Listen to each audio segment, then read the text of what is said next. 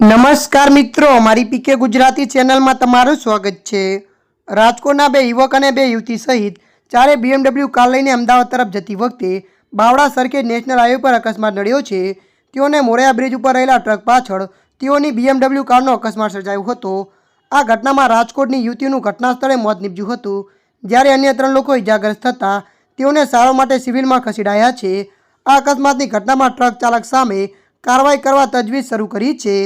સૂત્રોના જણાવ્યા અનુસાર સાણંદના મોરૈયા બ્રિજ ઉપર ગુરુવારે વહેલી સવારે એક ઈંટો ભરીને જતી હાઈવે પર ટ્રક પાછળ ધડાકેભાર એક BMW કાર ગાડી ઘૂસી ગઈ હતી।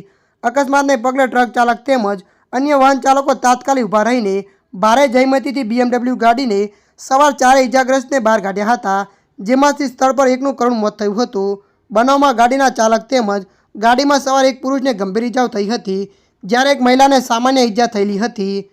108 મારફતે ઇજાગ્રસ્તોને સારવાર માટે હોસ્પિટલમાં ખસેડાયા હતા। અકસ્માતની ઘટનાના પગલે પોલીસ કાફલો ઘટના સ્થળે દોડી આવ્યો હતો।